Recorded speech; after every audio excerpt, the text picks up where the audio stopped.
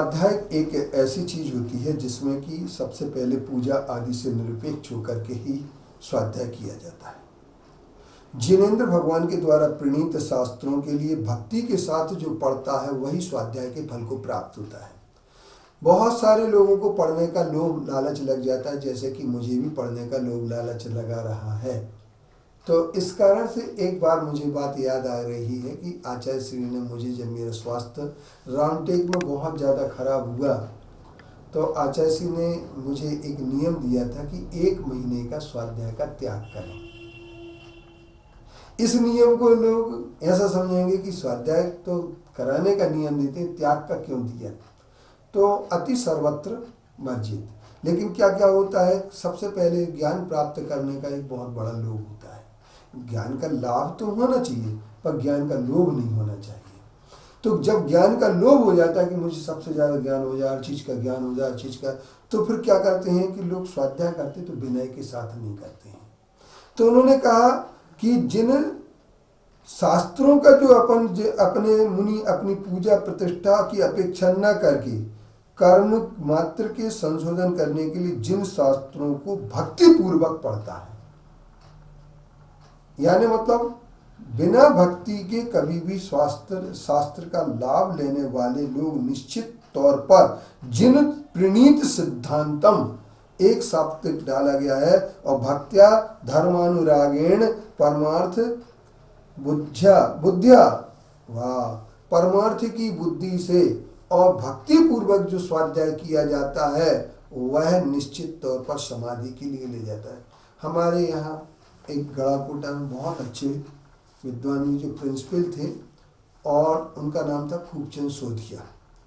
वो शास्त्रों के न्याय विनिश्चय, सिद्धि विनिश्चय और पंच संग्रह अनेक प्रकार के ग्रंथों के बहुत अच्छे पाठी थे। बहुत अच्छा ज्ञान था, कर्म सिद्धांत का बहुत अच्छा ज्ञान था, बहुत अच्छा था। लेकिन उन शास्त्र के प्रति उन्हें विनय नहीं थी। वो क्या करते थे, पढ़ते पढ़ते अगर उन्हें नींद आ जाती थी तो शास्त्र को सिराने रख लेते थे और सो जाते थे। तो उनकी समाधि की सवाल आता है कि विनय पूर्वक न होने से समाधि का एक बहुत बड़ा हमारे सामने समस्या आ जाती है। इसलिए बहुत सारे लोग ज्ञान तो प्राप्त कर लेते हैं और ज्ञान बहुत अच्छा हो जाता है उनके लिए, लेकिन ज्ञान होने के साथ साथ उनके लिए उसका ज्ञान का लोभ हो जाता है, पर ज्ञान का लाभ नहीं होता है। इसलिए बोधि समाधि परिणाम शुद्धि स्वात्मोपलब्धि शिव शोक सिद्धि चिंतामणि चिंतित वस्तु दाने तुम बंद मानस्य ममास्तु दे। एक सज्जन ने आचार्य श्री से कहा था, मेरे से भी एक उन्हीं ने कहा था, एक डॉक्टर थे, बोले हमें तो इतनी स्वाध्याय की लगन है कि हम खाते खाते भी समय सार की गाथाएं पढ़ते रहते हैं। खाते खाते भी हम समय सार की गाथाएं पढ़ते रहते हैं। तो हमने उनसे कहा गाथाएं तो पढ़ते रहते हैं, पर गाथाएं पढ़ने का उद्देश्य क्या 5 इंद्रिय के विषयों से विमुक्ति नहीं है जो खाते खाते पढ़ते रहें? और खाते खाते तो पढ़ते हैं, पर खाते खाते समझ कहाँ पाते हैं। इसलिए एक ध्यान रखने की सबसे बड़ी आवश्यकता होती है कि जब भी हम पढ़ें तो उस समय हमें भक्ति पूर्वक ही पढ़ना चाहिए, विनय पूर्वक पढ़ना चाहिए, शास्त्र को ऊंचे रखना चाहिए और शास्त्र के ज्ञान करने की शुद्धि का भी पूरा ध्यान रखना चाहिए।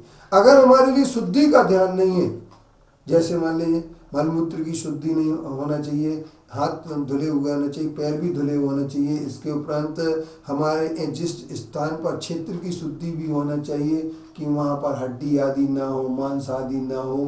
तो इन सब चीज़ों की जब शुद्धि होती है तब जाकर के हमें स्वाध्याय की फल मिलता है। इसलिए कहा है स्वय लाहो स्वय करो यरो तस्, उसका श्रुत लाभ सुखकारी होता है। और यदि भक्ति पूर्वक नहीं करता है तो श्रुत लाभ तो हो जाता, बहुत अच्छा विद्वान बन जाएगा, चोटी चोटी के विद्वान बने हमने देखे हैं, लेकिन वो विद्वानों को समाधि की प्राप्ति नहीं हुई। जिन्होंने सठखंड आगम का अनुवाद भी किया है लेकिन वो समाधि से वंचित रहे हैं, क्योंकि उनके लिए प्राकृत भाषा का बहुत अच्छा ज्ञान था, सिद्धांत का ज्ञान था, लेकिन उन्हें अगर नहीं था तो आत्मा का भान नहीं था और न आत्मा के कल्याण की लगन थी।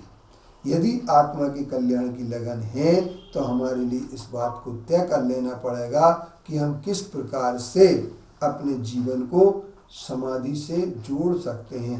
यदि हम समाधि से जुड़ना चाहते हैं, समाधि को जोड़ना चाहते हैं, तो हमें एक बात का याद रखना पड़ेगा, एक बात को सोचना पड़ेगा कि हम किस प्रकार से अपने जीवन में स्वाध्याय का लाभ लें और आसन की शुद्धि, ध्यान की शुद्धि, वचन की शुद्धि और इन सब शुद्धियों को लेकर के अगर हम स्वाध्याय करते हैं तो निश्चित तौर पर हम ख्याति लाभ, पूजा आदि चाय, प्रशंसा आदि से रहित होकर के, वांछा से रहित होकर के निरीह वृत्ति से स्वाध्याय करेंगे।